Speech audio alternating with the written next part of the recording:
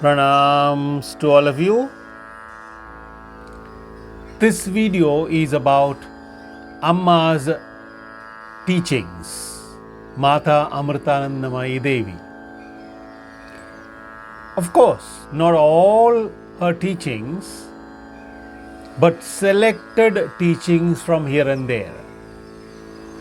Mostly from her books, Awaken Children. So I'm going to read a few of her teachings and possibly explain what little I've understood.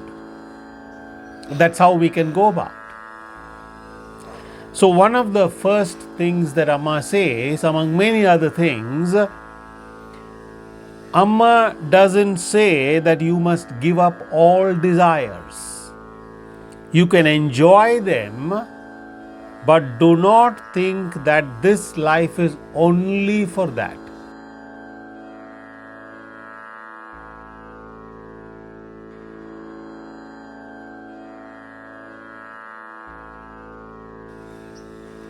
That's the catch. I mean, whether it is Amma or whether Ramana or Sri Ramakrishna or any of these great enlightened sages of India, they have never said not to enjoy desires. As Amma says beautifully, enjoy, but understand deeply that the whole of life is not just that. There's so much more to life, so much more which goes beyond ordinary levels of the mind. So Amma is not against desires. Anybody who says that Amma is against desires and she doesn't want you to desire things. No. Please get this straight. Amma does not say anything against desires. Enjoy them as long as it does not harm you and does not harm others. But very, very important, understand deeply, not just intellectually. Maybe intellectually you can begin, but actually deeply understand life is not just that. There's so much more to life that the human mind would find it difficult to understand. There's so much more. That's what Amma is saying. And Amma says, fear is the greatest weakness. If at all there are any weaknesses in human beings, one of the major weakness is fear. Fear of so many things. In fact, if you closely observe, most of our fears are imaginary. The mind has a tremendous capacity to imagine a lot of stuff which in reality may not be there at all. Fear of one's own self, fear of looking at oneself, because you never know what you will discover. Fear of your memories, fear of what will happen to me tomorrow, fear of what will other people talk about me, what other people will think about me. Many of these fears are groundless. They don't have a substance. It's empty, hollow. But because the imagination is so powerful, many of us fall prey to all these fears, which is human, natural. But then Amma points out that is the greatest weakness. Other than that, or compared to this, the other weaknesses are no weaknesses at all.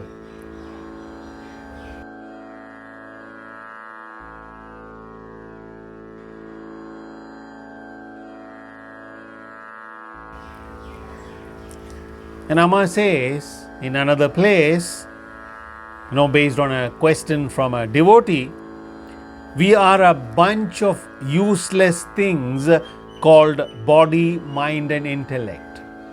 Look at the words she uses. We are a bunch of things called the body, mind and intellect. Amma calls that useless. Depending on the kind of users we put that through. Yet we carry them around with great pride. We are full of selfishness and egoism. These raw, useless faculties should be cooked in the heat of tapas to transform them into something useful for the world. For this to happen, the mind, the ego and thoughts should disappear in the intense heat of tapas.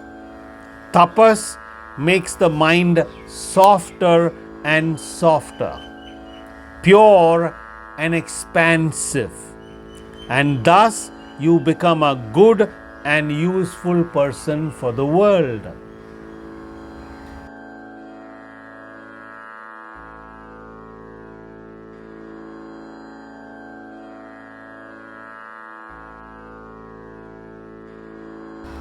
Now, what does Amma mean by tapas? Now, don't imagine tapas means what our ancient rishis and yogis did, standing on one leg and standing in the middle of fire surrounding them and closing your eyes and for months and years. No. Tapaha means to generate heat. A heat that will dissolve all impurities. Now, what is an impurity as far as the mind is concerned? Movement, distractions. So, tapas here is the stillness of the mind, silence of the mind. In a previous video, if you remember, Bhagavan Sri Ramana Maharshi uses the word, mind is nothing but thoughts. All the masters say that. Apart from thoughts, what is there? So tapas here, Amma uses the word tapas in this sense. Intense, absolute silence of the mind. And in that state of silence, all the hidden possibilities and creative powers would express, manifest, which becomes beneficial for the one as well as the world. So when Amma says, we have a bunch of useless, don't get it wrong, she's not criticizing, she's not denying the fact that these are all amazing creations of nature. The way we use the body, mind and intellect for such limited purposes, all to gain and procure and grab everything for myself, right? No, it's like, I don't know whether you have heard this research finding. Many years ago, when Albert Einstein left his body, 1955, he was so fed up with science because, those so-called scientists made use of his theory, E is equal to mc square, and produced an atom bomb which killed millions of people in Japan and other places. So Einstein, if you read his biography, you will understand he was so fed up with science. And one of his last remarks, before he died was, next birth, if at all I come back, I would love to be a plumber. Right? Because he was so fed up with what science can do, the destruction and harm it can bring to everybody. Misuse. This is why Amma calls it useless body, mind and intellect. All the time thinking of destruction. I mean, look at the world. Wars and conflict and bombing cities and people. And who suffers? Innocent people. So, coming to the story, after Einstein left his body, the scientists, the biological scientists, took his brain to find out what made Einstein who he was. Extraordinary intellect and mind and intelligence. So what was so special about his brain? They thought Einstein is in the brain.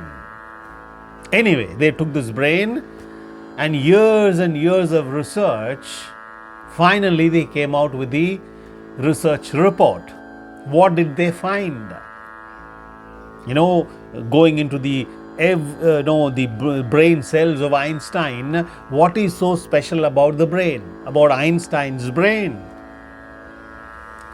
Many things they discovered, right? Just one or two points from there regarding our discussion. They discovered that if you take any other human brain and put it close to Einstein's brain, outwardly there is not much of a difference. They look similar, almost similar.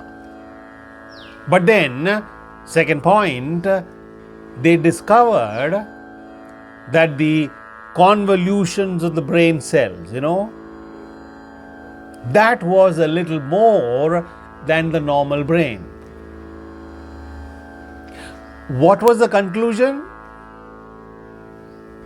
They openly pointed out that even a person like Einstein had hardly used 5 to 10% of the capacity of the brain. 5 to 10% of the total capacity of the brain. Of course, we all know thought is not coming from the brain. The brain does not produce thinking. The brain does not produce consciousness. It's the other way around. Consciousness uses the human brain and the human body to express itself. Consciousness is primary. Brain is just an organ through which consciousness operates. So what did the scientists find out? All the scientists who did research on Einstein's brain, what did they find out? Even Einstein, whatever that was, consciousness or what you name anything, that came through the brain of Einstein only about 5 to 10%. What is our case? Most of us human beings. So in that sense, Amma is right. We are a bunch of useless things called body, mind and intellect. Hardly any use. Productive, creative, for the welfare of the whole world, for all life forms on this planet. The old world is slowly dissolving. And in its place, the new earth is coming. Slowly, but surely. Another point Amma makes is, nobody can force spirituality onto someone else.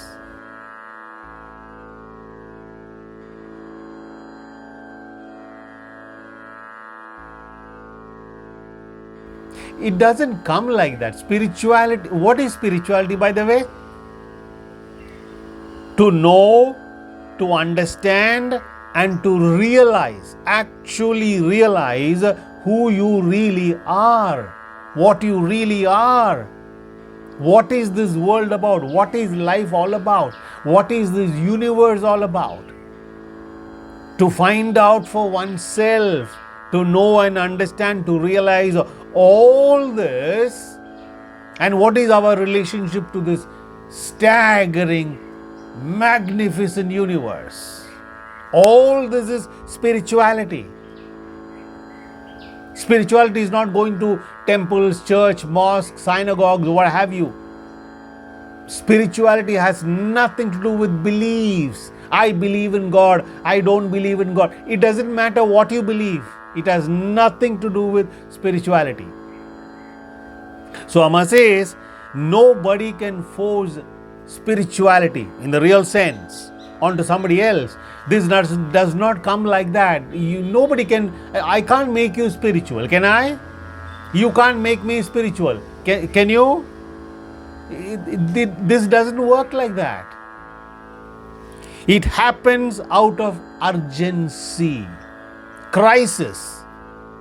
Nisargadatta Maharaj often says, crisis transforms you. If you know how to look at it, how to face it, how you understand crisis, not turn that into a suffering mode. So, it happens out of urgency. In this state of urgency, a person cannot do anything but become spiritual in the true sense of the word. There is no explanation for this. It just happens. And you can't even plan, okay, after I retire, I will become spiritual. Or after 2 years, let me settle down all these, business of mine, and then I'll become spiritual. Forget it. It does not happen that way.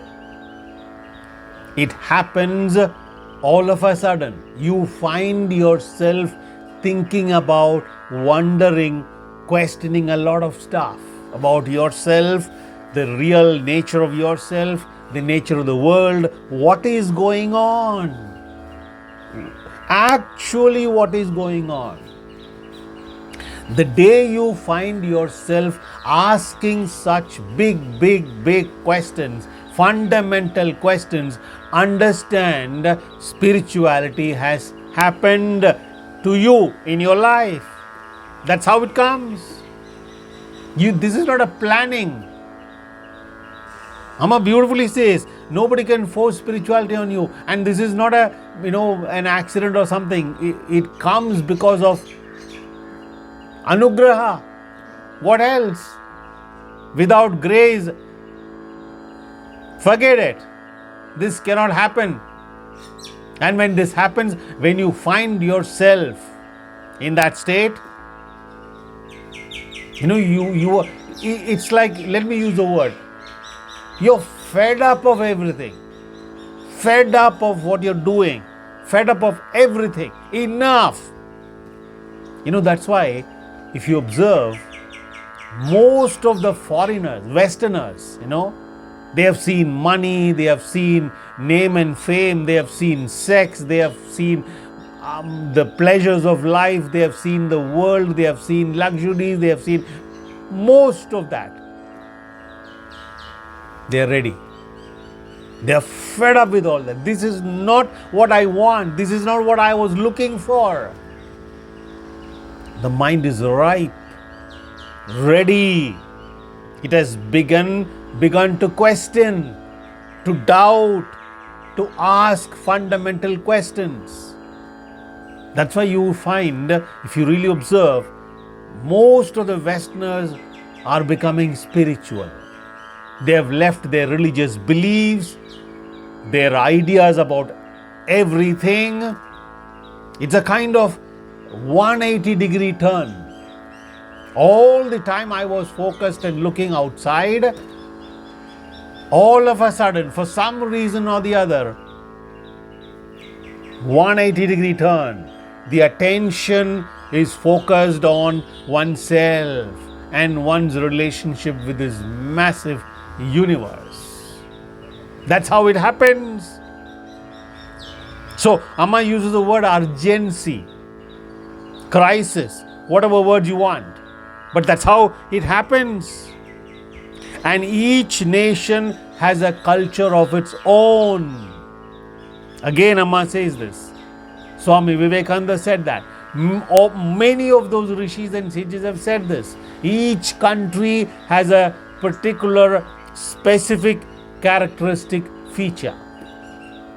United States of America stands for this. Germany stands for this. Spain stands for this. Afghanistan for this. And so on and so on and so on. Russia for this. And it goes on. What does India stand for? What is the culture of India? What is the nature of the people of India? The civilization of Arya, varta. Amma says, the very existence of a country is dependent on that culture. If that root culture is not preserved, the country will face its downfall.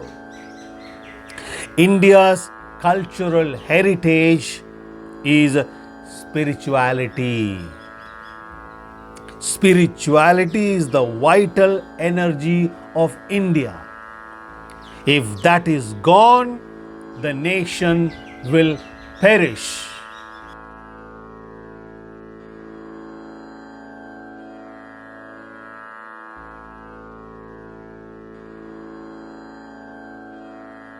All our great teachers have said the same thing in different words.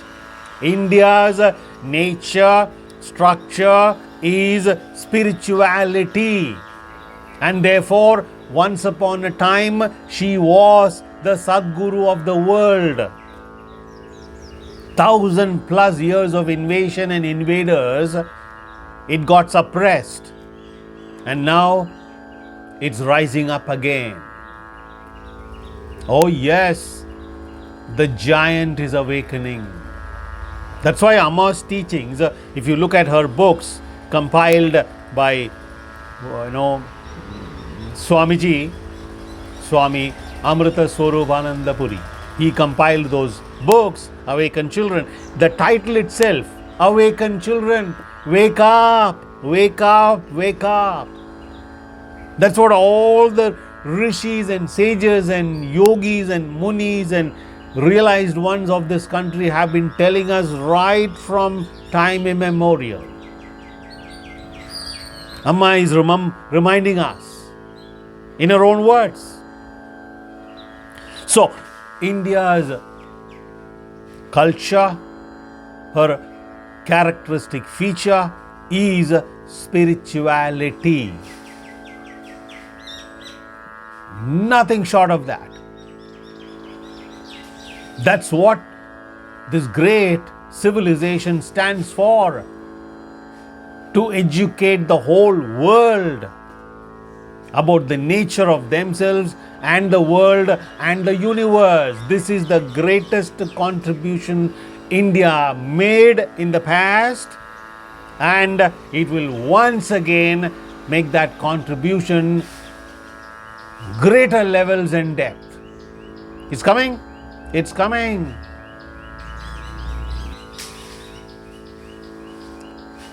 Amma again says, to lead a genuine spiritual life, one must know through experience what suffering is and what sorrow is. A person who grows up in the midst of plenty cannot lead a true spiritual life. He needs to come down to the ground.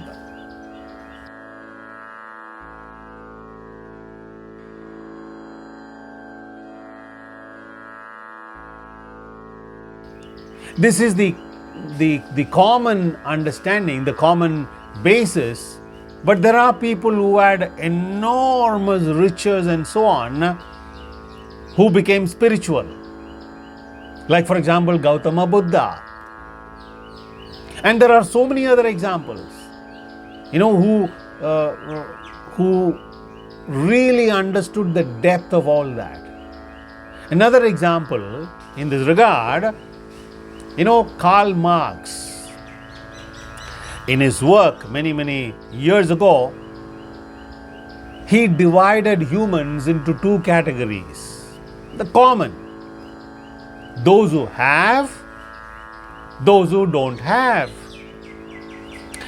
Right? Materially speaking, economically speaking, financially speaking, wealth-wise, those who have, those who don't have. Very easy, right? But he missed the third category. He did not know, because he did not know much about India. Now, what is the third category? What are the first two? Those who have wealth, money, material, well-being and goods and what have you. Those who have, those who don't have. And the third category, only in India, those who had but did not want. Those who had but did not want. Now that third category, Karl Marx did not know. Poor guy. Such people, such minds took birth in this great civilization, who had enough and more. Gautama Buddha was an emperor, born in the king's family, and yet threw all that away in search of truth. In search of truth, the people of this civilization, the rishis and sages, left everything. Nowhere you can see this phenomenon. Nowhere. Amazing culture, amazing culture. Arya, varta. Wonderful, beautiful civilization. So with this, we come to the end of part 1 of the video on Amma's teachings. Thank you. Pranams to all of you.